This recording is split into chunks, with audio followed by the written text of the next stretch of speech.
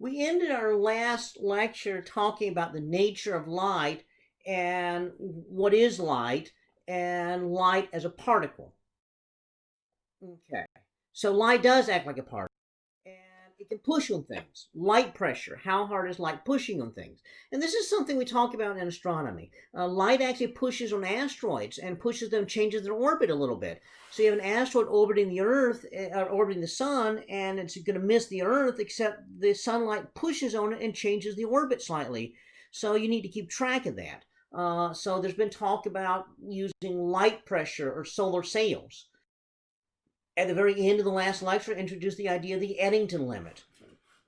The Eddington limit is the brightest something can be before the light pressure literally tears it apart. In other words, it's so bright, the light is pushing against the outer parts of it and just blowing it apart and blowing the outer parts of it into space. Now remember, basically a star is a big ball of gas. And so you're shining light on the outer parts of the star and blowing the gas in the space.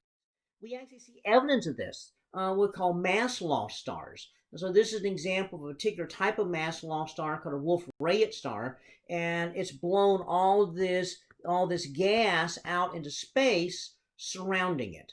And so that's an example of a star that's very close to its Eddington limit. The Eddington limit turns out to be very important when we talk about black holes, because as all the stuff is falling into a black hole, it's squeezing together. When you squeeze stuff together, it gets hot. When it gets hot, it gets bright. And so this limits how fast anything can fall into a black hole, because if the stuff falling into the black hole gets squeezed together and too bright, it gets so bright it pushes away other stuff so it doesn't fall into the black hole. And so this is all related to that Eddington limit and the brightest that something can be. The visual spectrum, that is the range of colors that you can see. So from red down all the way to violet. And so the range of wavelength that you see goes from 400 nanometers to about 700 nanometers. That is the range of visible light. So 400 nanometers, so blue or violet light has more energy than green light, which has more energy than orange light, which has more energy than red light. Red is the least amount of energy. And so red light has less energy, and it's less bent, okay, passing the prism. Okay, so now we have this idea. That's the range of colors that you can see, the visual spectrum. Well, it turns out that's not all the light that's there. Fellow by the name of astronomer by the name of William Herschel was studying this, and he got to thinking, hey, if you go out and sit in the sun, then it warms you. And so he was wondering which color warms you the most. So what he would do is he'd take a thermometer and lay it down here and measure the temperature of it, move the thermometer, measure the temperature, move the thermometer, measure the temperature. And when he was done, he just laid the thermometer down and started writing down all his results. And then he looked at the thermometer and realized it was still getting warm, even though there was no light that looked like it was hitting it. And so he'd put his hand in front of it, and that would block it. It would cool off. Take his hand away, it'd warm up again. So he realized there must be light here that's less bent than red. And so he calls this light that's less than red infrared. So there's infrared light that's less bent than red. Well, another physicist came along later and discovered there's also light that's beyond the violet. So the light beyond the violet we called ultraviolet. So there's more light than what you can see. Now, human eyes see 400 to 700 nanometers. There are other creatures on Earth that see other things. Pit vipers, for example, water moccasins, rattlesnakes, copperheads, and so forth.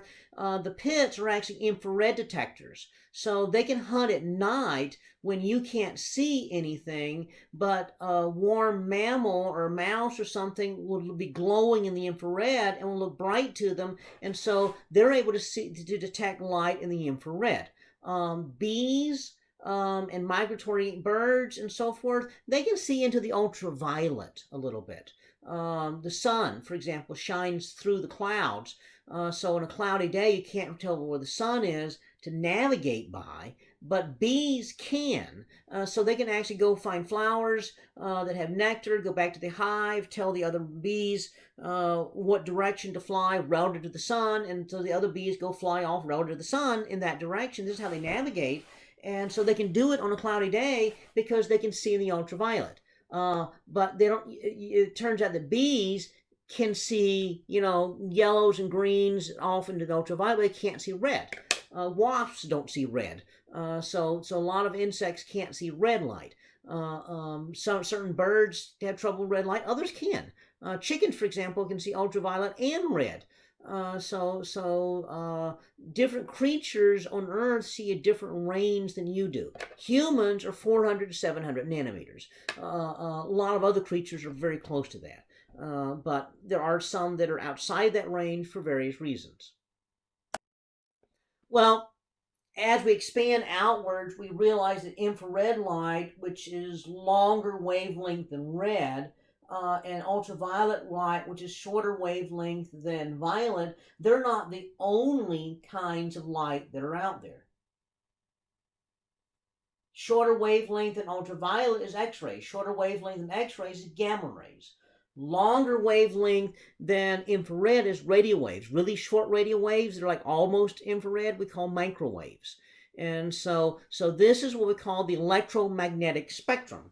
And so the electromagnetic spectrum here, light waves, all of this. So visual light is only part of this. Gamma rays, X-rays, UV, IR, microwaves, radio waves, all of this is the same thing as far as a physicist is concerned. It's electric and magnetic fields that are oscillating. And so the difference is the different wavelengths correspond with different amounts of energy. Visual light has enough energy to cause certain kind of chemical reactions in your eye and those chemical reactions basically are how your eye sees. So ultraviolet light has enough energy to cause certain chemical reactions in hydrocarbons.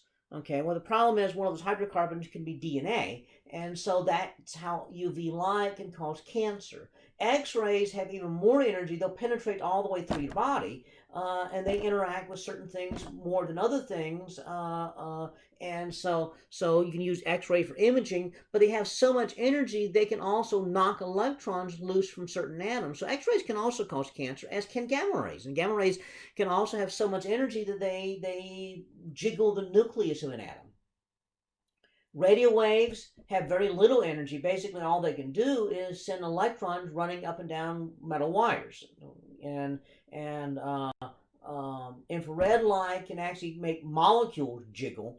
They don't cause many chemical reactions, but they can make molecules jiggle, and the more molecules that jiggle, the warmer it is. Microwaves make can actually resonate with certain kinds of molecules and make them jiggle. And so this is the electromagnetic spectrum.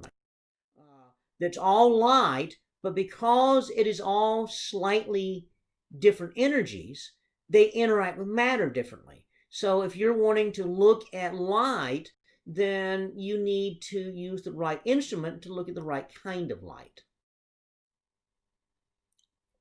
We define the intensity of light as the power per area. If you want to have more intense light, you can increase the power, or you can concentrate the light, make the area less. So for example, if you have a light bulb and you're trying to light up something, what you could do is you can either use a higher wattage bulb that's increased the power, that makes it brighter, or put a reflector behind the bulb so the light going off in other directions you don't care about is focused in the direction you want it to be, and now you have more light in the same area, more light concentrated into a smaller area. That also increases the intensity. So intensity is power over area. And we're going to talk about this when we talk about telescopes, because the idea of a telescope is you have all the light going into the front of the telescope and it's concentrated in the eyepiece. So the bigger the telescope, the more area you have the light, but you're concentrating that into smaller and smaller areas, which means that you're increasing the intensity, making things look brighter. So, as I said, the telescope basically intensifies light.